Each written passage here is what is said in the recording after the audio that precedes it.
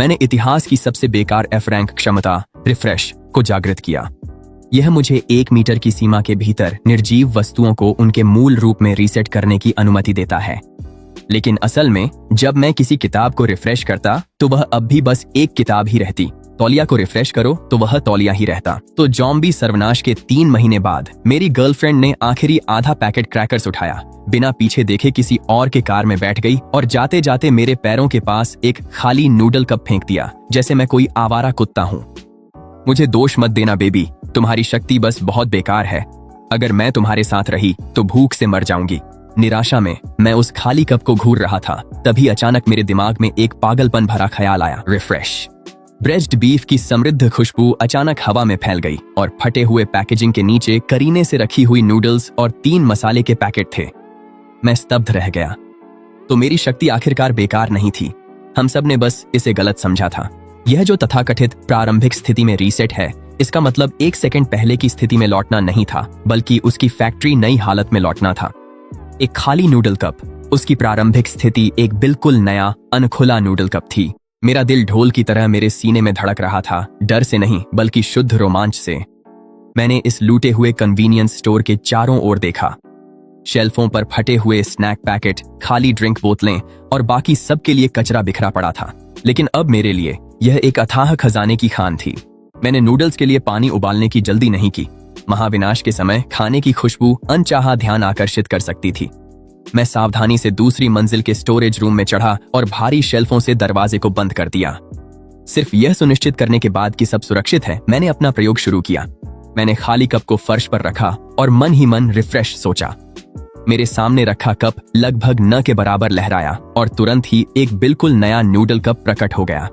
फिर से मैंने इसे बार बार दोहराया, अपनी उत्तेजना को मुश्किल से काबू में रखते हुए। 10 मिनट बाद मैंने 60 इंस्टेंट नूडल कप्स का एक छोटा सा पहाड़ जमा कर लिया था। मेरी क्षमता में 10 सेकंड का कूल डाउन था, यानी मैं अनलिमिटेड नूडल्स बना सकता था। फिर मैंने पास पड़ी एक खाली पानी की बोतल की ओर देखा। रिफ्रेश। तुरंत ही 500 मिलीलीटर की एक बोतल शुद्ध पानी प्रकट हो गई। मैंने जमीन पर पड़े फर्स्ट एड किट को देखा, जो अब सिर्फ एक खाली खोल था। रिफ्रेश। एक बिल्कुल नया फर्स्ट एड किट मेरे हाथों में आ गया। मेरी सांसें तेज हो गईं। खाना, पानी, दवाइयां, महामारी में सबसे कीमती संसाधन अब मेरे लिए असीमित थे। लियू रुयान, क्या तुमने नहीं कहा था कि मेरी शक्ति बेकार है? बस देखना, एक दिन तुम घुटनों के बल आकर मुझसे भीख मांगोगी, मुझसे बचा खुचा मांगोगी। अगले 3 दिनों तक मैं खुद को वेयर हाउस में बंद कर लिया। वेयर हाउस में खाली पैकेजिंग का पहाड़ अब मेरा कच्चा माल बन गया था। चिप्स, क्रैकर्स, चॉकलेट, जो कुछ भी खाने लायक था, मैंने इन्हें कई बड़े क्रेट्स में बदल दिया। ड्रिंक्स और बोतल बंद पानी ने कोने का आधा हिस्सा भर दिया। सबसे महत्वपूर्ण बात, मुझे स्टोर से एक खाली गैस सिलेंडर और एक पोर्टेबल कैंपिंग स्टोव मिला। अब मैं आखिरकार गर्म खाना खा सकता था। सारे वेयर हाउस की खिड़कियां बंद करने के बाद मैंने एक बर्तन में पानी उबाला, 3 मसाले के पैकेट फाड़े और सावधानी से नूडल केक उसमें डाल दिया। जब वह लंबे समय से भूली हुई खुशबू मेरी नाक में समा गई तो मैं अपने आंसू रोक नहीं पाया। मैं रोते रोते ही उसे जल्दी जल्दी खाने लगा। महामारी शुरू होने के बाद यह सबसे भरपेट और सुरक्षित खाना था जो मैंने खाया था। पेट भरने के बाद मेरा दिमाग साफ होने लगा। यहाँ छुपे रहना कोई हल नहीं था। ये सुविधा स्टोर या तो आखिरकार ज़ॉम्बियों से भर जाएगा या किसी और जीवित बचे द्वारा खोज लिया जाएगा। मुझे एक और सुरक्षित ठिकाना ढूंढना था। इसके अलावा मुझे हथियारों की भी जरूरत थी। इस बंजर भूमि में सिर्फ खाना और पानी होना मुझे बस एक आसान शिकार बना देता। मैंने अपनी जरूरत का सारा सामान 2 बड़े हाइकिंग बैग्स में अच्छी तरह से पैक कर लिया है। फिर मैंने दरवाजे को थोड़ा सा खोला और बाहर की दुनिया को देखा। कुछ ज़ॉम्बी सड़क पर बिना किसी मकसद के भटक रहे थे। मैंने गहरी सांस ली। मैंने अपना तेज चाकू लिया जो नया जैसा था। अब निकलने का समय था। बाहर निकलना तनावपूर्ण रहा, पर सब ठीक रहा। मैंने ज्यादातर ज़ॉम्बियों से बचने के लिए पिछली गलियों के जाल का इस्तेमाल किया। जब मैं इधर उधर भटकते ज़ॉम्बियों से टकराता तो मैं पूरी ताकत से एक ताजा कोल्ड ड्रिंक का कैन उन पर फेंक देता। जब वह लड़खड़ाता तो मैं चाकू से उसे खत्म कर देता। मेरा लक्ष्य पश्चिम में स्थित ब्लू बे रेजिडेंसेस था। यह एक प्रसिद्ध उच्च वर्गीय इलाका था जहां सुरक्षा बहुत कड़ी थी। उसकी दीवारें ऊंची और मोटी थीं। कम से कम शुरुआत में वे कुछ समय तक टिक सकती थीं। सबसे महत्वपूर्ण बात यह थी कि मेरे माता पिता का घर वहीं था। जब सर्वनाश आया, मैं स्कूल में था और अपने माता पिता से संपर्क खो बैठा था। अब उन्हें ढूंढना ही मेरा एकमात्र लक्ष्य था। लेकिन ब्लू बे तक का सफर मेरी उम्मीद से कहीं ज्यादा कठिन था। शहर पूरी तरह से ठप पड़ गया था। हर मुख्य सड़क पर छोड़ी गई गाड़ियां जाम लगाई थीं। रास्ते में मैंने बहुत सी त्रासदियां देखी। राशन के लिए हिंसक झगड़े हो रहे थे। तभी मुझे सच में एहसास हुआ कि लियू यनियन का विश्वासघात शायद इस क्रूर दुनिया में सबसे तुच्छ बात थी। यहाँ इंसानियत पहले ही टूट चुकी थी। तीसरे दिन की शाम तक मैं आखिरकार ब्लू बे के बाहरी इलाके में पहुंच गया। ऊंचे लोहे के फाटक कसकर बंद थे। मैं दीवारों पर पहरेदारों को देख सकता था। जैसा कि उम्मीद थी, यह अब एक जीवित बचे लोगों का किला बन चुका था। मैं पास ही छिप गया और बहुत देर तक देखता रहा। परिसर में प्रवेश करने के लिए मुझे उनकी जांच से गुजरना पड़ता, इसलिए मैंने अपना बैग पैक किया। अपनी अधिकांश राशन एक छिपे हुए सीवर में छुपा दी। केवल 2 बोतल पानी और एक पैकेट क्रैकर्स अपने पास रखे। खुद को एक आम शरणार्थी दिखाते हुए गेट की ओर बढ़ गया। रुको, वहां कौन है?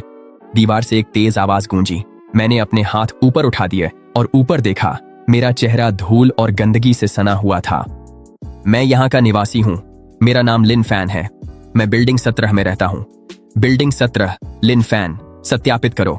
ऊपर वाला आदमी कुछ पल के लिए चुप हो गया, शायद रेडियो पर जांच कर रहा था। कुछ ही देर बाद गेट थोड़ा सा खुल गया। एक आदमी जो हाथ में स्टील की पाइप पकड़े हुए था और सतर्क दिख रहा था, बाहर आया। पहचान पत्र, उसने संक्षिप्त स्वर में कहा। मैंने अपनी जेब से पहले से तैयार किया हुआ पहचान पत्र निकाला और उसे थमा दिया। उसने पहचान पत्र देखा, फिर मुझे ऊपर से नीचे तक देखा। सिर्फ तुम ही हो? तुम्हारा सामान कहाँ है? उसकी बात सुनकर मैंने सिर झुका लिया। मेरी आवाज में डर की सही मात्रा थी। रास्ते में मेरा सामान लूट लिया गया। अब मेरे पास बस यही बचा है। आदमी ने भौहें सिकोड़ लीं। वह संदेह में लग रहा था, लेकिन मेरी कमजोर काया और दयनीय हालत देखकर आखिरकार उसने अपनी सतर्कता छोड़ दी। अंदर आओ। नियम याद रखना, सभी नए लोगों को अपने आधे सामान का पुनर्वितरण के लिए देना होगा। उसकी बात सुनकर मेरा दिल बैठ गया। शुक्र है, मैं पहले से तैयार थी, इसलिए मैंने आज्ञाकारी भाव से सिर हिलाया और एक बोतल पानी और आधा पैकेट क्रैकर्स उसे दे दिए। आदमी ने उन्हें ले लिया। उसकी आंखों में एक क्षण के लिए घृणा झलक गई, लेकिन फिर भी उसने हाथ हिलाकर मुझे अंदर जाने दिया। जैसे ही मैं परिसर के अंदर पहुंची, वहां का दृश्य देखकर मुझे थोड़ी राहत मिली। वातावरण अब भी तनावपूर्ण था, लेकिन कम से कम वहां व्यवस्था थी। लोग गश्त कर रहे थे। कुछ लोग सुरक्षा को मजबूत कर रहे थे। वहां सामुदायिक केंद्र में महिलाएं और बच्चे भी इकट्ठा थे। यह मानो सर्वनाश के बीच एक द्वीप जैसा था, जो अस्थायी रूप से बाहर की तबाही से कटा हुआ था। पंजीकरण पर बैठी एक बुजुर्ग महिला ने मुझे बताया कि अब एक आदमी, जिसे भाई बाव कहा जाता है, यहाँ सब कुछ संभालता है। वह पहले यहाँ का प्रॉपर्टी मैनेजर था। सर्वनाश के बाद उसमें पृथ्वी तत्व की शक्तियां जागृत हो गईं और उसने सभी की सुरक्षा के लिए एक गार्ड का संगठन किया।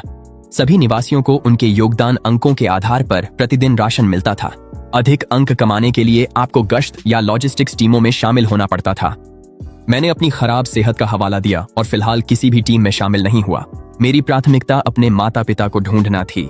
बेचैन दिल से मैं अपने घर की ओर भागा, लेकिन देखा कि सुरक्षा का दरवाजा तोड़ दिया गया था और अंदर सब कुछ बिखरा पड़ा था। यह देखकर मेरा दिल बैठ गया। मैं अंदर भागा, पागलों की तरह माँ और पापा को पुकारता रहा, लेकिन जवाब में बस मौत सी खामोशी थी। बैठक की मेज पर धूल की एक पतली परत जमी थी, जिससे पता चलता था कि वे कई दिनों से यहाँ नहीं थे। फर्श पर संघर्ष के निशान थे, लेकिन खून नहीं था।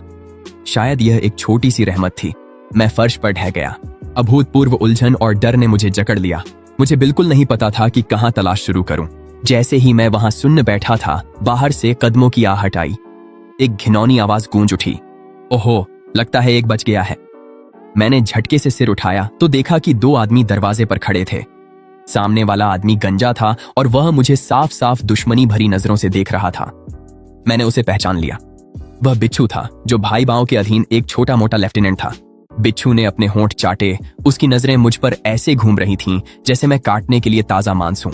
तुम्हारे घर के मुखिया ने पिछले दिनों भाई बाव को काफी योगदान अंक देने थे, उन्हें बाहर निकाल दिया गया। अब यह जगह हमारी है। मेरी आंखें सिकुड़ गईं। मेरे माता पिता के साथ तुमने क्या किया?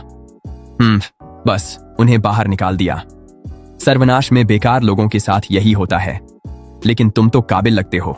अगर तुम यहीं रहकर हमारे लिए छोटे मोटे काम करोगे, कुछ चीजें संभालोगे, तो शायद हम तुम्हें यहाँ किसी तरह रहने दें। मैं कितना भोला था जो सोचता था कि यह जगह एक सुरक्षित आश्रय है। असल में यहाँ भी वही जंगल का कानून चलता है। जैसे जैसे वे करीब आते गए, मेरा हाथ चुपचाप मेरे बैग की बगल वाली जेब की ओर बढ़ गया। अंदर एक फल काटने वाला चाकू पड़ा था, जिसे मैंने चमकीली धार तक तेज कर लिया था। लेकिन जैसे ही मैंने अपनी जान बचाने के लिए लड़ने की तैयारी की, दरवाजे से एक ठंडी महिला की आवाज सुनाई दी, रुकना। स्कॉर्पियन और उसके आदमी यह देखकर बीच रास्ते में ही जम गए कि वह कौन है। उनकी मुस्कान तुरंत ही बनावटी हो गई और उसकी जगह चापलूसी भरी विनम्रता ने ले ली। दरवाजे पर खड़ी महिला ने काले रंग की सैन्य वर्दी पहन रखी थी। उसके हाथ में एक तांग दांव थी, जिसकी धार पर अब भी गहरे लाल धब्बे लगे हुए थे। उसके पीछे कई उतने ही खतरनाक टीम के सदस्य चल रहे थे। मैं उसे जानता था। यह शेन लिंग थी, ब्लेड की कप्तान, गार्ड की सबसे ताकतवर लड़ाकू टीम, जिसके बारे में कहा जाता है कि उसमें दुर्लभ धातु प्रकार की शक्ति जागृत हुई है।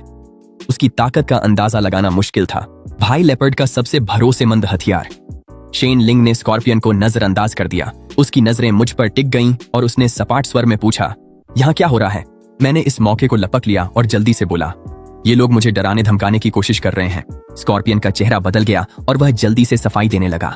कैप्टन शेन, उसकी बकवास मत सुनिए। उसके माता पिता पर योगदान अंक बकाया थे। हम तो बस संपत्ति वसूलने आए हैं। संपत्ति वसूलने के लिए 2 लोगों की जरूरत पड़ती है और दरवाजा भी घेरना पड़ता है। उसकी आवाज तेज नहीं थी, लेकिन उसमें पूरी तरह से अधिकार झलक रहा था। अब बाहर निकलो। स्कॉर्पियन ऐसे भागा जैसे उसे माफी मिल गई हो। घबराहट में अपने आदमियों को घसीटते हुए बाहर ले गया। खतरा टलते ही मेरा तनावग्रस्त शरीर ढीला पड़ गया और मैं लगभग गिर ही पड़ा। शेन लिंग ने मुझे गौर से देखा। उसकी भौहें हल्की सी सिकुड़ गईं। शेन लिंग ने मुझे गौर से देखा। उसकी भौहें हल्की सी सिकुड़ गईं। अब से उन लोगों की भीड़ से दूर रहना। वह साफ तौर पर और ज्यादा उलझना नहीं चाहती थी। वह मुड़कर जाने लगी।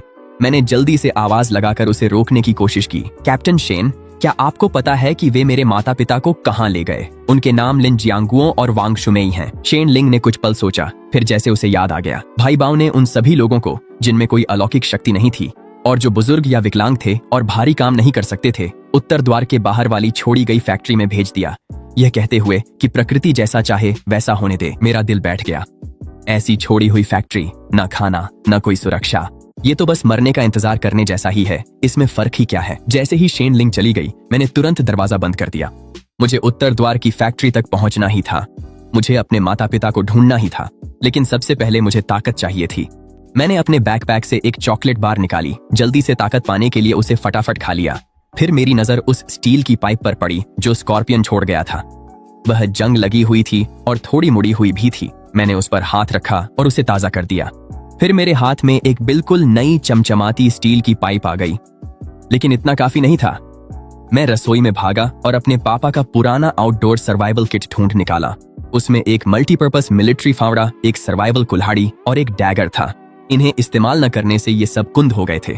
मैंने तीनों हथियारों को ताजा कर दिया और वे तुरंत ही धारदार हो गए। जब रात हुई तो मैंने गश्त बदलने के दौरान चुपचाप बाहर निकलकर उत्तर द्वार की ओर रुख किया। ये मुख्य प्रवेश द्वार की तुलना में कहीं अधिक सुनसान था। सिर्फ 2 पहरेदार वहां खड़े थे, जम्हाई लेते हुए।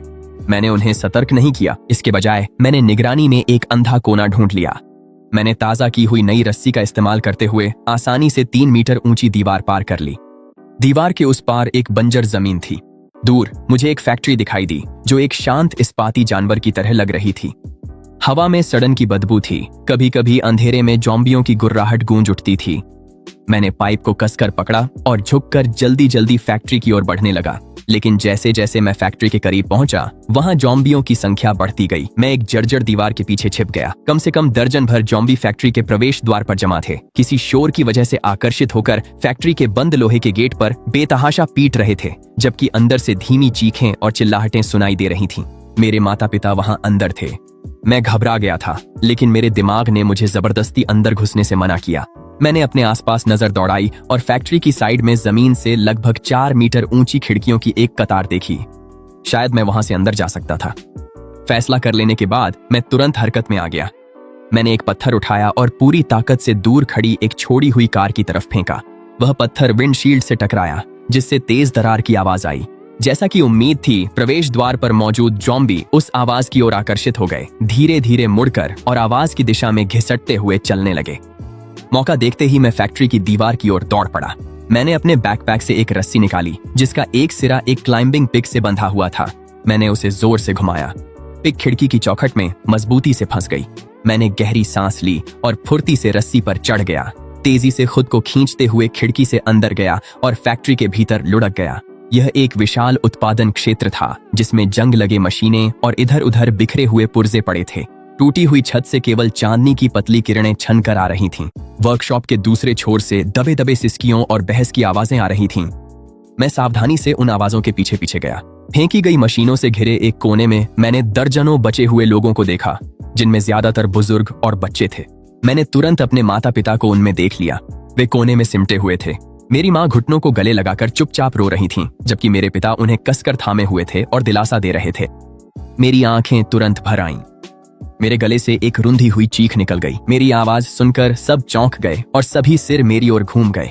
मेरे माता पिता के सिर झटके से ऊपर उठ गए। जैसे ही उन्होंने मुझे देखा, उनके चेहरे हैरानी से बदलकर पूरी खुशी में बदल गए। मेरी माँ चिल्लाईं और भागती हुई मेरी ओर आईं। इस निराशाजनक प्रलय में हमारा 3 लोगों का परिवार एक दूसरे से कसकर लिपट गया। मिलन की खुशी ने सारा डर और चिंता धो डाली, लेकिन जल्द ही एक कठोर आवाज ने इस कोमल पल को तोड़ दिया। अरे, तुम कहां से आए हो? एक चेहरे पर निशान वाला आदमी आगे आया। उसके पीछे कई हट्टे कट्टे जवान थे, जो साफ तौर पर यहाँ का नेता था। उसने मेरे कंधों पर टंगे भरे हुए बैग को लालच भरी नजरों से देखा। तुम्हारे अंदर हिम्मत है बच्चे, जो अकेले यहाँ तक पहुंच गए। उस बैग में क्या है? खोलो इसे, दिखाओ जरा। मैं अपने माता पिता के आगे खड़ा हो गया और उसे ठंडी नजरों से घूरने लगा। ये मेरा है, तुम्हारा? निशान वाले ने हंसी उड़ाई। यहाँ किसी की कोई चीज नहीं होती, सब कुछ मेरा है। अगर अपनी भलाई चाहते हो तो बैग दे दो, वरना। उसने अपनी मछेती को उठाया। धमकी साफ थी। उसके गुंडे उसके पीछे आकर ऐसे घूरने लगे जैसे शिकारी शिकार को देखते हैं। उनके द्वारा यहाँ लाए गए बूढ़े और कमजोर लोग अंदर ही अंदर गुस्से से उबल रहे थे, लेकिन वे बस दया से देख सकते थे। ये देखकर मेरे पिता ने मुझे अपने पीछे खींच लिया और निशान वाले को जबरन मुस्कुराकर देखा। साहब, मेरा बेटा नादान है। उसके बैग में बस थोड़ा खाना है, सब ले लीजिए, बस उसे चोट मत पहुंचाइए। बहुत देर हो चुकी। निशान वाले ने हंसी उड़ाई। अब मुझे उसके बैग से ज्यादा चाहिए, मुझे उसकी जान चाहिए। जैसे ही उसने बोलना खत्म किया, निशान वाला मुझ पर झपटा। मेरी आंखों में एक ठंडी चमक झलक उठी। पीछे हटने के बजाय मैं आगे बढ़ गया। मेरी स्टील की पाइप तेज कोण पर घूमी और जोर से उसकी कलाई पर जा लगी। एक तेज चटकने की आवाज गूंजी। निशान वाले की कलाई एक भयानक कोण पर मुड़ गई। सभी लोग स्तब्ध रह गए। किसी ने उम्मीद नहीं की थी कि यह दुबला पतला दिखने वाला लड़का सच में पलटकर वार करेगा। दर्द के मारे निशान वाले के पसीने छूट रहे थे। उसका चेहरा दर्द से बिगड़ गया और वह दहाड़ा, तूने मुझे मारा, पकड़ो इसे, इसे पकड़ो। मैं इसे ऐसा सबक सिखाऊंगा कि ये मौत की दुआ करेगा। गुंडे जैसे नींद से जागे, वे चिल्लाते हुए मेरी ओर दौड़े। मैंने अपना बैकपैक अपने माता पिता की ओर फेंका, फिर पाइप उठाकर बचाव की मुद्रा में आ गया। एक गुंडे ने मुझ पर लकड़ी की छड़ी से वार किया। मैं एक तरफ झुक गया और अपनी कलाई घुमा दी। मेरी पाइप का दूसरा सिरा सीधा उसकी कमर के नीचे जा लगा। वह तुरंत चीख पड़ा, दोहरा होकर गिर पड़ा। कोई भी हरकत बेकार नहीं गई। हर वार किसी नाजुक जोड़ पर पड़ा, बस इतना ही कि मैं खुद को बचा सकूं। उन्हें सबसे ज्यादा डर इस बात से लग रहा था कि मेरी ताकत जैसे खत्म ही नहीं हो रही थी। 2 को गिराने के बाद बाकी गुंडे भी डर के मारे आगे बढ़ने की हिम्मत नहीं कर पाए।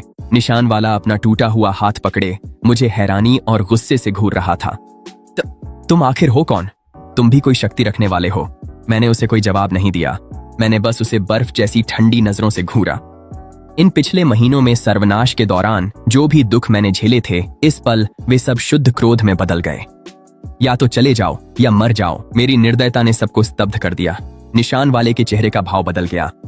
उसे उम्मीद नहीं थी कि वह इतने खतरनाक इंसान से उलझ जाएगा, लेकिन जब तक आमना सामना चल रहा था, अचानक फैक्ट्री का लोहे का गेट जोरदार धमाके के साथ फट पड़ा। फिर दूसरा, फिर तीसरा धमाका हुआ। यह देखते ही भीड़ में अफरा तफरी मच गई। बाहर के जॉम्बी गेट को पीट रहे थे। ये क्या हो रहा है? अचानक जॉम्बी इतने उग्र क्यों हो गए हैं? घबराहट जंगल की आग की तरह फैल गई। निशान वाले के पास इसके लिए समय नहीं था। वह कई गुंडों के साथ मिलकर अपने शरीर और मलबे का इस्तेमाल करते हुए टूटते हुए गेट को किसी तरह थामे हुए थे, लेकिन जॉम्बी बहुत ज्यादा थे।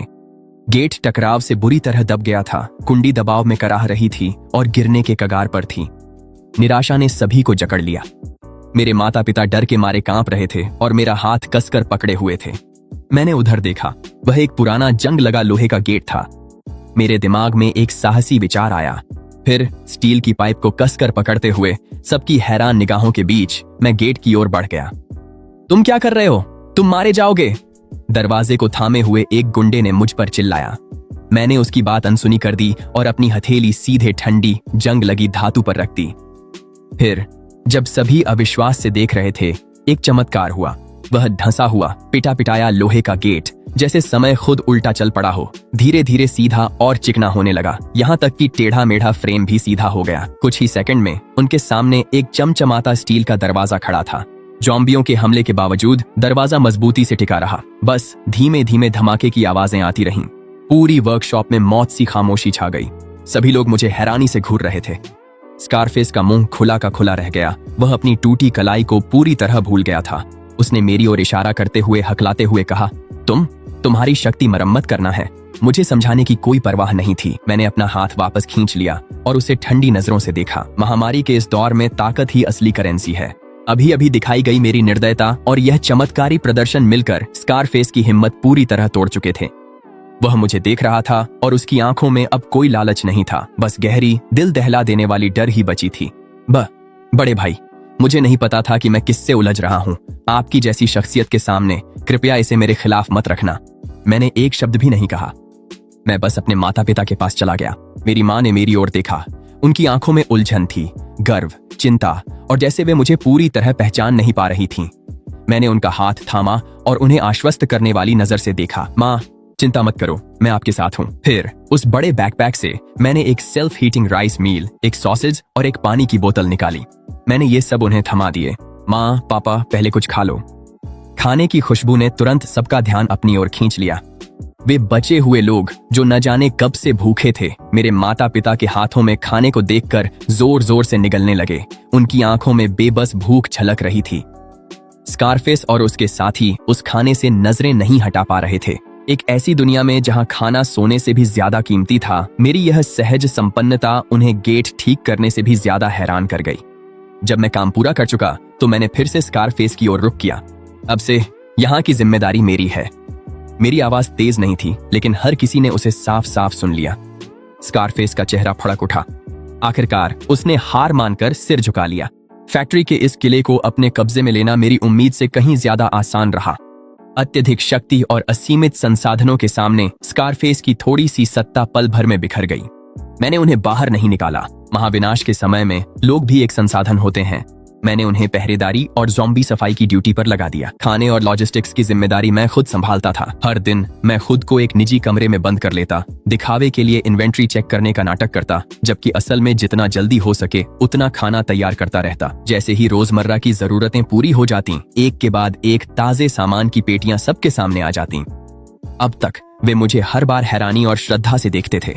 वे सभी सोचते थे कि मेरे पास कोई स्पेशल क्षमता है जिसमें मैं भारी मात्रा में सामान जमा कर सकता हूँ। पर्याप्त खाना और सुरक्षित आश्रय मिलने के बाद बचे हुए लोग धीरे धीरे फिर से जीवंत होने लगे। मेरे प्रबंधन में पूरा छोड़ा हुआ कारखाना अच्छी तरह से व्यवस्थित हो गया था। माँ और पापा मेरी दाहिनी हाथ की टीम बन गए। वे लोगों को संभालने और सामान बांटने में मेरी मदद करते थे। उन्होंने दूसरों के बीच अपनी गरिमा और गर्व फिर से हासिल कर लिया था। हर दिन उनका मनोबल और भी ऊंचा होता गया। सब कुछ बेहतर हो रहा था। फिर भी एक बात थी जो मुझे परेशान कर रही थी। वह थी ब्लू बे कम्युनिटी। उस प्रॉपर्टी मैनेजर बाव ने मेरे माता पिता जैसे असहाय बुजुर्गों को बाहर निकाल दिया था, उन्हें अपनी किस्मत पर छोड़ दिया था। मैं उससे यह हिसाब जरूर चुकता करूंगा। इसके अलावा ब्लू बे की सुरक्षा और रहने की स्थिति इस जर्जर फैक्ट्री से कहीं बेहतर थी। मैं अपने माता पिता और उन सभी लोगों को जो मेरे साथ रहे एक असली घर देना चाहता था। अब समय आ गया था कि मैं वापस जाऊं और बाव से निपटूं। एक हफ्ते बाद मैंने सारी तैयारियां कर ली थीं। मैंने अपनी मरम्मत करने की क्षमता का इस्तेमाल फैक्ट्री में मिले कई छोड़े हुए स्कूटरों पर किया। उन्हें पूरी तरह चार्ज कर दिया जैसे बिल्कुल नए हों। मैंने दर्जनों बिल्कुल नए सुरक्षात्मक सूट, हेलमेट और स्टील टू बूट्स भी तैयार किए। हथियारों के लिए स्टील पाइप और कुल्हाड़ियों के अलावा मैंने लोगों से फैक्ट्री का स्टील लेकर उसे तेज भालों में ढलवाया। जहां तक स्कारफेस और उसके खास लोगों की बात है, वे अब पूरी तरह वफादार हो चुके थे। मैंने उन्हें खाना और गर्मी दी, जो इस प्रलय में जीवन दान जैसा उपकार था। मैंने सबसे मजबूत 20 टीम सदस्यों को चुना, जिनमें स्कारफेस भी शामिल था। हम निकलने से पहले मैंने टीम की ओर देखा और उन्हें जल्दी से उत्साहित करने वाली बात कही। इस बार हम भीख मांगने नहीं जा रहे हैं, हम अपना हक वापस लेने जा रहे हैं। ब्लू बे के पास मजबूत दीवारें और आरामदायक घर हैं।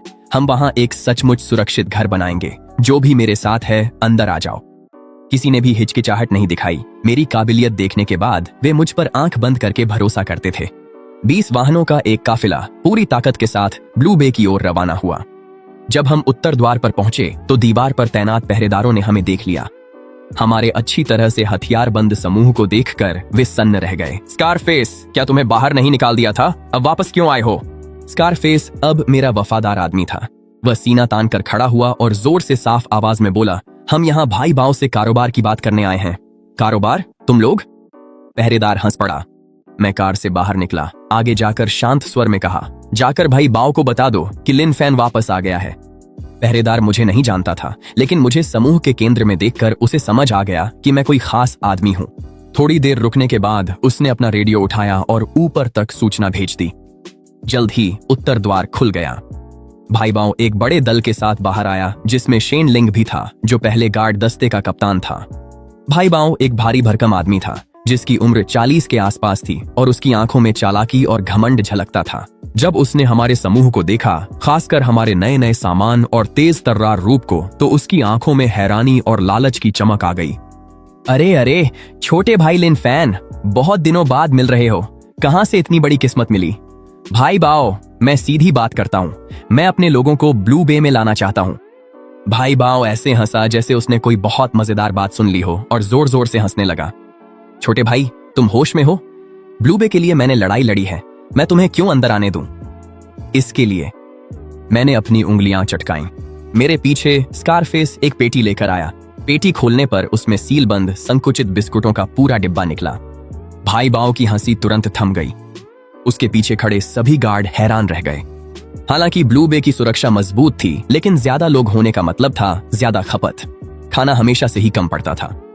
उनका रोज का राशन मुश्किल से एक टुकड़ा काले ब्रेड का होता था। तुम्हें ये सारा खाना कहां से मिला? तुम्हें ये जानने की जरूरत नहीं कि ये कहां से आया। मुझे बस एक जवाब चाहिए, हम साथ काम कर रहे हैं या नहीं? भाई बाव की आंखों में हलचल सी हुई। तुम किस तरह का सहयोग चाहते हो? सीधा सा है, मेरे लोग यहां रहेंगे। हम खाने का कुछ हिस्सा देंगे, सुरक्षा तुम संभालो। हम दोनों मिलकर इस जगह को चलाएंगे। भाई बाव का चेहरा गंभीर हो गया। छोटे भाई, तुम बहुत ज्यादा मांग रहे हो। मैं इस बेस का नेता हूं। मैं किसी अनजान लड़के के साथ ताकत कैसे बांट सकता हूं? बराबरी के तौर पर यही मेरी शर्तें हैं। अगर तुम नहीं मानोगे तो हम लड़कर अंदर आएंगे। लड़कर अंदर आओगे? सिर्फ 20 लोगों के साथ। शेन लिंग। उसके आदेश पर शेन लिंग और उसके पीछे ब्लेड स्क्वाड एक साथ आगे बढ़े। एक खतरनाक माहौल तुरंत हवा में भर गया। ब्लेड स्क्वाड ब्लू बे का सबसे बड़ा ट्रुप का इक्का था। हर सदस्य जंग का तजुर्बा रखने वाला एक क्षमता धारक था। मेरे लोग तुरंत सतर्क हो गए। सिर्फ मैं ही बेपरवाह खड़ा रहा। मैंने शेन लिंग की ओर देखा। वह महिला जिसने कभी मेरी मदद की थी, वह भी मुझे ही देख रही थी। उसकी आंखों में जिज्ञासा और हैरानी थी। कैप्टन शेन, क्या आपको भी लगता है कि हम अंदर नहीं जा सकते? शेन लिंग कुछ पल चुप रही, फिर बोली, मिस्टर लिन, आप बहुत ताकतवर हैं, लेकिन ब्लू बे में 200 गार्ड हैं। जबरदस्ती अंदर घुसने की कोशिश आपके लिए अच्छा नहीं होगा। उसकी बात एक दोस्ताना चेतावनी थी। भाई बाव ने विजयी मुस्कान के साथ तिरस्कार से देखा। सुना आपने? ज्यादा मत उछलिए। अपना सारा खाना सौंप दीजिए, तो मैं शायद आपको और आपके माता पिता को यहाँ आम निवासियों की तरह रहने दूं, और आपके आदमियों को उन्हें वहीं भेज दीजिए जहां से वे आए हैं। यही उसका जवाब था। मेरे सारे सामान ले लो, फिर मेरे सभी आदमियों को निकाल दो। क्या चालाक चाल है? मैं मुस्कुराया। लग रहा था कि अब बात करने के लिए कुछ बचा नहीं है। मैंने धीरे धीरे अपना दायां हाथ उठाया और उनके पीछे परिसर की सबसे ऊंची अपार्टमेंट बिल्डिंग की ओर इशारा किया। मैंने उनकी ओर देखा और धीरे धीरे साफ शब्दों में कहा, मैं तुम्हें आखिरी मौका दे रहा हूँ, मुझे अंदर जाने दो, वरना मैं उस बिल्डिंग को गायब कर दूंगा। मेरी बातों से वहां एक अजीब सी खामोशी छा गई। फिर अचानक वह जगह जोरदार हंसी से गूंज उठी। बाव भाई इतना हंसे कि उनकी आंखों में लगभग आंसू आ गए। शेन लिंग, तुमने सुना? ये साल की सबसे मजेदार बात है जो मैंने सुनी है। लेकिन शेन लिंग नहीं हंस रही थी। वह बस मुझे गंभीरता से घूर रही थी। उसकी आंखों में पूरी सख्ती थी। उसे लग रहा था कि मैं मजाक नहीं कर रहा हूं, और सच में मैं मजाक नहीं कर रहा था। मैंने अपने चेहरे से मुस्कान हटाई और गिनती शुरू कर दी। बाव भाई के चेहरे की मुस्कान जम गई। सभी की हंसी थम गई। वे एक दूसरे की ओर देखने लगे, जैसे उन्हें कुछ अजीब सा महसूस होने लगा हो। वह 30 मंजिला टावर ब्लू बे कॉम्प्लेक्स की पहचान थी, और वहीं पर ज्यादातर गार्ड्स के परिवार रहते थे। जब मैं 1 पर पहुंचा तो बाव भाई आखिरकार गरजे, सिर्फ बातें बनाता है, दम नहीं है, अपने नाटक बंद कर, इसे पकड़ लो। लेकिन अब बहुत देर हो चुकी थी। जैसे ही मैंने गिनती पूरी की, मैंने अपनी शक्ति को पूरी ताकत से अपनी सीमा तक बढ़ाते हुए छोड़ा, न कि अपने आसपास की किसी चीज पर, बल्कि जितना दूर तक जा सकता था उतना दूर तक। मैंने 100 गज दूर उस विशाल इमारत की ओर निशाना साधा और सोचा, रिफ्रेश। पूरी दुनिया जैसे एकदम शांत हो गई।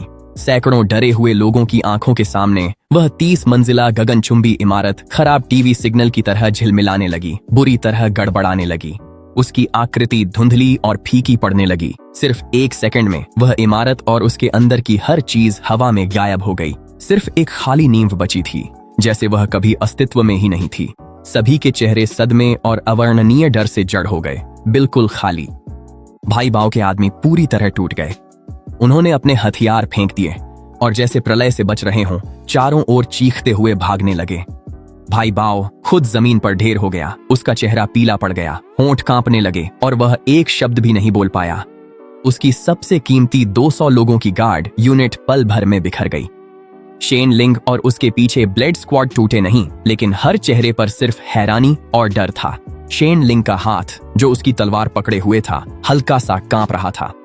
वह मेरी ओर देखने लगी। उसकी नजर पूरी तरह बदल गई थी। अब वह मुझे एक सक्षम जीवित बचे हुए के रूप में नहीं, बल्कि धरती पर चल रहे एक देवता के रूप में देख रही थी। मैंने धीरे धीरे अपना हाथ नीचे किया और जमीन पर पड़े भाई बाव के पास चला गया, जो पूरी तरह से लकवाग्रस्त था। वह मुझे ऐसे देख रहा था जैसे मैं कोई राक्षस हूं। उसका शरीर पत्ते की तरह कांप रहा था। अब क्या मैं अपने लोगों को अंदर ला सकता हूं? भाई बाव ने तेजी से सिर हिलाया और रास्ता साफ करने के लिए एक तरफ हट गया। मैंने उसे नजरअंदाज किया, पीछे मुड़ा और स्कारफेस और बाकी लोगों से, जो उतने ही हैरान थे, कहा, शहर के अंदर चलो। तभी मेरी टीम अपनी तंद्रा से बाहर आई। वे मुझे देख रहे थे। उनकी आंखों में गहरी श्रद्धा थी। वे जानते थे कि उनका नेता ताकतवर है, लेकिन उन्होंने कभी इतनी शक्ति की कल्पना भी नहीं की थी। पूरी इमारत को मिटा देना, यह कैसी ताकत थी। ऐसे नेता के साथ सर्वनाश में जीवित रहना कोई समस्या नहीं थी। हमारा समूह ब्लू बे रेजिडेंस में दाखिल हुआ, जबकि सभी लोग हैरानी से देख रहे थे। कोई भी हमारे रास्ते में खड़ा होने की हिम्मत नहीं कर सका। शेन लिंग और उनकी ब्लेड स्क्वाड चुपचाप हमारे पीछे पीछे चल रही थी, जैसे वे हमें एस्कॉर्ट कर रही हों। मैं जानता था कि उस दिन से ब्लू बे रेजिडेंस का नया मालिक आ गया है। ब्लू बे में बसने के बाद सबसे पहले मैंने हिसाब किताब साफ किया। भाई बाव और उसके शीर्ष गुर्गे, जो डर के बल पर राज करते थे, उन्हें बंद कर दिया गया। मैंने उन्हें मारा नहीं, मैंने बस उनकी शक्तियां छीन ली। विकसित होने के बाद मेरी रिफ्रेश क्षमता अब जीवित चीजों पर भी काम कर सकती थी। मैं किसी व्यक्ति के शरीर को रिफ्रेश कर सकता था, जिससे वह पूरी तरह स्वस्थ हो जाता, और स्वाभाविक रूप से मैं उनके अंदर की पावर कोर को भी रिफ्रेश कर सकता था, उसे उस स्थिति में रीसेट कर सकता था जब वह कभी जागृत ही नहीं हुआ था। जब भाई बाव एक अर्थ टाइप यूजर से एक असहाय मोटे आदमी में बदल गया, तो वह पूरी तरह टूट गया। जहां तक शेन लिंग और उसकी ब्लेड स्क्वाड की बात है, मैंने उन्हें अपने पक्ष में करने का फैसला किया। वे असली लड़ाके थे। उनमें अब भी इंसानियत बाकी थी, जो सर्वनाश में बहुत दुर्लभ थी। शेन लिंग के सामने ही मैंने एक युद्ध में कुंद हो चुकी तांग ब्लेड को रिफ्रेश किया, फिर एक एक्सपायर होने वाली एंटीबायोटिक्स की डिब्बी को रिफ्रेश कर दिया, जिससे वे बिल्कुल नई दवाइयां बन गईं। शेन लिंग ने यह सब देखा और आखिरकार उसे समझ आ गया। मेरी क्षमता न तो स्पेशियल स्टोरेज थी और न ही मरम्मत करने की। यह कुछ ऐसा था जिसे वह समझ ही नहीं सकती थी, लगभग जैसे कोई प्राकृतिक नियम हो, इतनी गहरी शक्ति कि वह खुद मूलभूत नियमों को छूती हो। वह काफी देर तक चुप रही, फिर आखिरकार मुझे झुककर प्रणाम किया। ब्लेड स्क्वाड, आज से हम आपके आदेशों का पालन करेंगे। ब्लेड स्क्वाड के मेरे साथ आने के बाद मैंने सच में ब्लू बे रेजिडेंस पर नियंत्रण पा लिया। मैंने नए नियम बनाए। हर किसी को, चाहे उसमें शक्ति हो या न हो, अगर वह काम करता है तो उसे खाना मिलेगा। मेरी असीमित आपूर्ति के साथ मैंने उन्हें जल्दी ही अपना बना लिया। इसी दौरान मैंने समुदाय के सभी उपद्रवियों को बाहर कर दिया था। मेरे प्रबंधन में ब्लू बे पूरी तरह बदल चुका था, फल फूल रहा था और जीवंत था। मेरे माता पिता मुझे गर्व और संतुष्टि भरी नजरों से देखते थे। उन्होंने कभी नहीं पूछा कि मेरी असली क्षमता क्या थी। उन्हें बस इतना पता था कि उनका बेटा बड़ा हो गया है और वह ऐसा इंसान बन गया है जिस पर हर कोई भरोसा कर सकता है। एक बार जब बेस सुचारू रूप से चलने लगा, तो मैंने कुछ और गहराई से सोचना शुरू किया। आखिर मेरी क्षमता की सीमाएं क्या थीं? मैंने इंस्टेंट नूडल्स को रिफ्रेश किया था, मैंने पूरी की पूरी इमारतों को भी रिफ्रेश किया था। तो क्या मैं किसी जीवित इंसान को भी रिफ्रेश कर सकता था? मैंने एक गार्ड को ढूंढा जिसे जॉम्बी से लड़ाई में खरोंच आ गई थी और जो बदलना शुरू हो चुका था। हर कोई सोचता था कि उसे बचाया नहीं जा सकता। मैंने सबको बाहर भेज दिया। मैंने दरवाजा बंद किया और अपना हाथ उसके माथे पर रखा। एक हल्की सफेद रोशनी गार्ड को घेरने लगी। उसकी दर्द भरी चीखें धीरे धीरे शांत हो गईं। उसके शरीर में हो रहे बदलाव साफ तौर पर कम होने लगे। मैंने उसकी चोट को गायब होते देखा और मेरे सीने में एक ज्वार सा उठने लगा। मैंने कर दिखाया था। मैंने उसके शरीर को संक्रमण से पहले की अवस्था में लौटा दिया था। इसका मतलब था कि जॉम्बी वायरस अब मौत की सजा नहीं रहा। ये खोज मुझे पूरी इमारत को रिफ्रेश करने से भी ज्यादा रोमांचित कर गई। अगर मैं जॉम्बी वायरस का इलाज कर सकता था तो क्या इसका मतलब नहीं था कि मैं और लोगों को बचा सकता हूँ? शायद इस प्रलय का अंत भी कर सकता हूँ। एक भव्य योजना चुपचाप मेरे मन में आकार लेने लगी, लेकिन उससे पहले मुझे कुछ निजी मामलों को सुलझाना था। मैंने शेन लिंग को बुलाया और पूछा कि क्या लिवो नामक किसी सर्वाइवर ग्रुप की कोई खबर मिली है, वही जिसमें चेन यान व डी रैंक की आग नियंत्रक और मेरी पूर्व प्रेमिका लियू रुयान थी।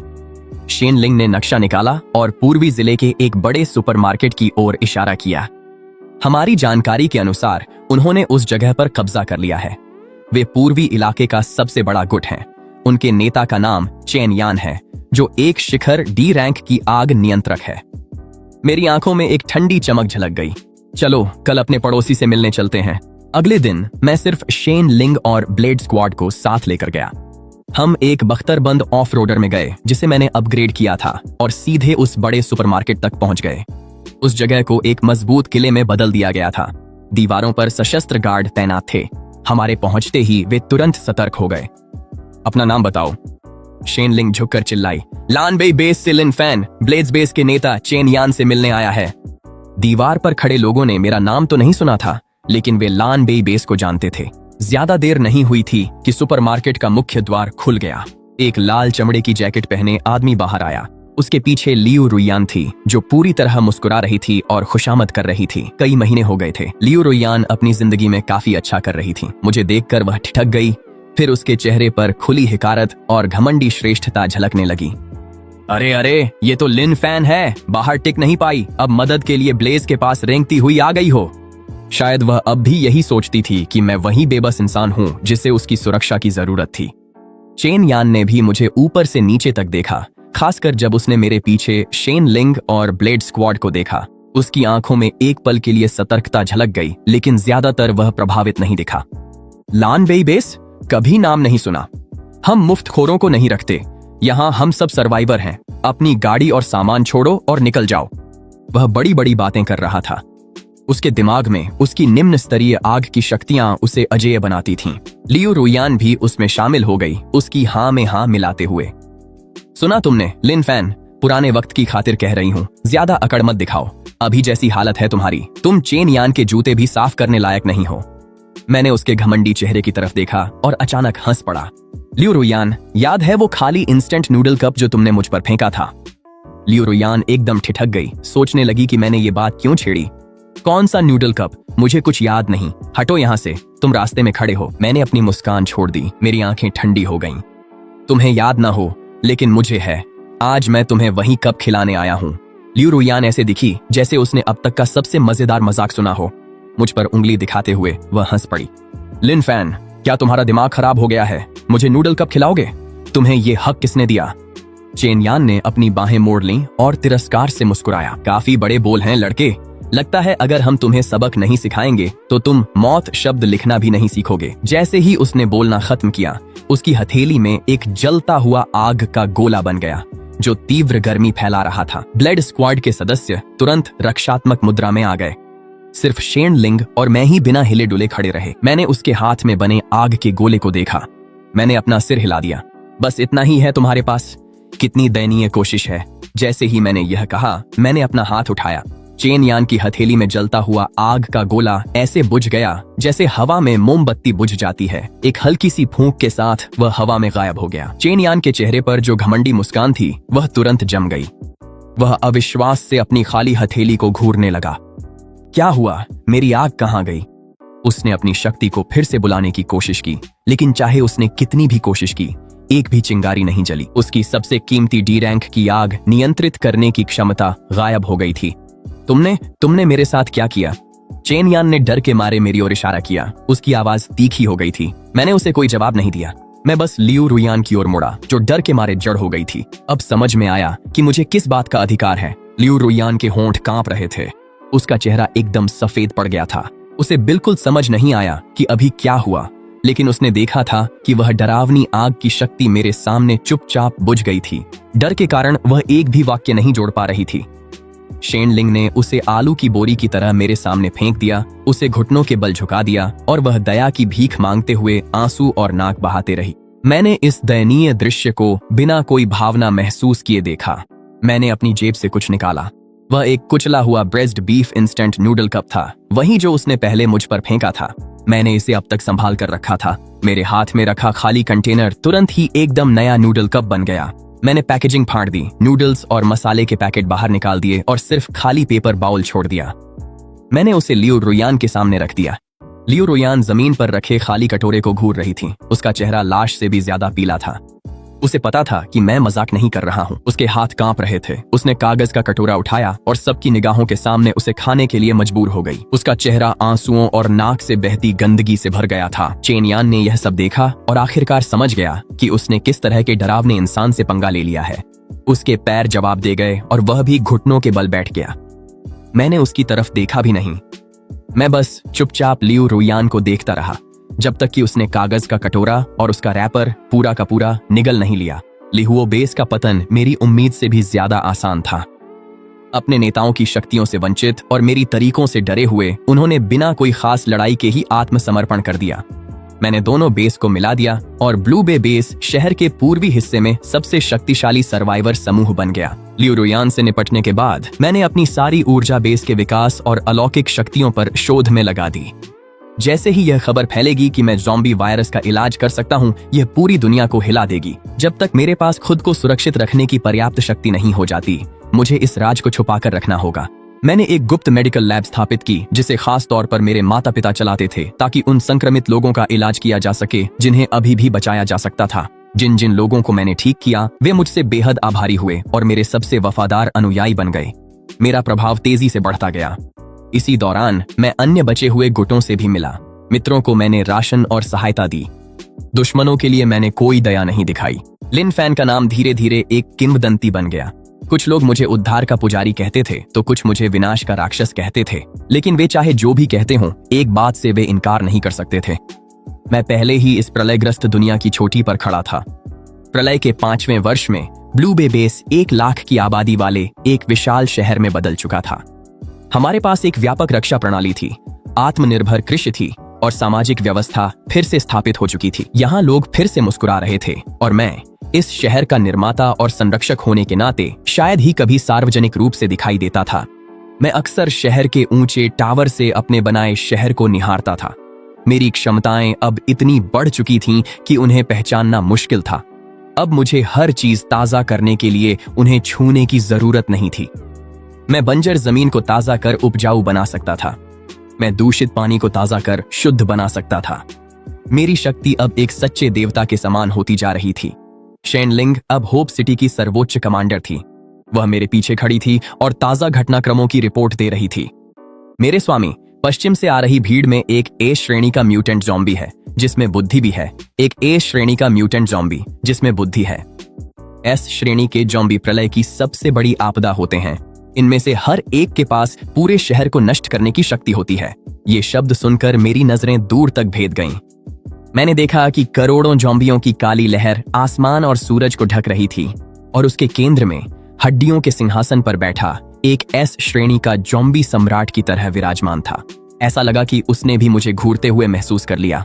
उसकी खून जैसी लाल आंखें हवा में मेरी आंखों से टकरा गईं। एक भयानक मानसिक दबाव 100 मील पार कर सीधा मुझ पर आ गिरा। शेनलिंग कराह उठी। उसका चेहरा एकदम पीला पड़ गया, लेकिन मैंने बस हाथ हिलाया और वह दबाव धुएं की तरह गायब हो गया। तैयार? शेनलिंग ने गहरी सांस ली। उसकी आंखें स्थिर थीं। होप सिटी अंत तक आपके साथ है। मैं मुस्कुराया और सिर हिलाया। नहीं, हम मरने नहीं जा रहे। मैं उसकी ओर मुड़ा। और इस शहर के हर एक व्यक्ति के लिए यह प्रलय अब यहीं खत्म होती है। मैं अकेला होप सिटी से बाहर निकला, शहर की दीवार पर खड़ा हुआ, उस ज़ॉम्बियों की लहर का सामना करते हुए जो मानो स्वर्ग और पृथ्वी को निगलने को तैयार थी। शहर के अंदर 1 लाख नागरिक मुझे विशाल स्क्रीन पर देख रहे थे। वे घबराए हुए थे, डरे हुए थे, लेकिन सबसे बढ़कर उन्होंने भरोसा किया था। एस क्लास ज़ॉम्बी की दहाड़ मानो उनकी आत्मा को चीर रही थी। उसने भीड़ को अंतिम हमला करने का आदेश दिया। धीरे धीरे मैंने अपने हाथ ऐसे उठाए जैसे पूरी दुनिया को गले लगाने जा रहा हूँ। हर कोई मान रहा था कि मैं कोई दुनिया को हिला देने वाला हमला करने वाला हूँ, लेकिन वे गलत थे। मेरे चेहरे पर कोई मारने की भावना नहीं थी, बस दया की एक झलक थी। मेरी शक्ति कभी विनाश के लिए थी ही नहीं, ये शक्ति पुनर्जन्म के लिए थी। मैंने अपनी आंखें बंद की और जो कुछ भी मेरे पास था सब कुछ छोड़ दिया। कुछ भी नहीं रोका, न किसी एक ज़ॉम्बी को निशाना बनाया, न किसी एक क्षेत्र को, बल्कि इस घायल, टूटी हुई, मरती हुई दुनिया को निशाना बनाया। समय जैसे थम सा गया। शब्दों से परे एक प्रकाश, कोमल लेकिन अनंत सफेद रोशनी मुझसे फूटी जो पूरी दुनिया में फैल गई। जहां भी वह प्रकाश पहुंचा, उन्मादी ज़ॉम्बी वहीं रुक गए। उनका सड़ा हुआ मांस ठीक होने लगा, उनकी धुंधली आंखें साफ हो गईं। उनकी आंखों में छाया हिंसा और रक्त पिपासा अब भ्रम और मानवता में बदल गई।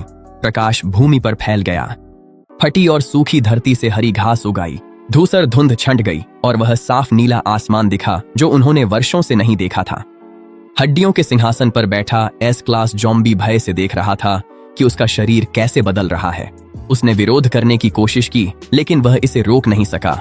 यह आदिम शक्ति जो दुनिया की उत्पत्ति से थी, आखिरकार वह भी मानव रूप में लौट आया, अपनी ही हथेलियों को खाली निगाहों से देखता हुआ। पूरी दुनिया फिर से ताजा हो गई थी। वायरस से संक्रमित हर कोई सामान्य अवस्था में लौट आया। प्रलय से नष्ट हुआ हर वातावरण फिर से जीवित हो उठा, मानो वह 5 साल का दुःस्वप्न केवल एक भ्रम रहा हो। होप सिटी के भीतर घोर सन्नाटा छा गया। हर कोई अपनी स्क्रीन के जरिए देख रहा था। इस चमत्कारी दृश्य को देखकर स्तब्ध था। किसी को नहीं पता था कितना समय बीत चुका था। पहला व्यक्ति खुशी से रो पड़ा, फिर दूसरा, फिर तीसरा, जब तक कि गगनभेदी जयकारों ने पूरे शहर को हिला नहीं दिया और उनकी गूंज पूरे नवजीवित संसार में फैल गई। वे मेरा नाम पुकार रहे थे। मैं शहर की दीवार के ऊपर खड़ा था, हल्की हवा को महसूस कर रहा था। मैंने मुड़कर शेन लिंग को देखा, मैंने अपने माता पिता को देखा, मैंने अनगिनत खुश चेहरों को देखा जो आशा से भरे हुए थे। मैं मुस्कुराया। मेरे सामने रखी इंस्टेंट नूडल्स अनंत बार ताजा हो सकती थीं और मेरे पैरों के नीचे की दुनिया भी।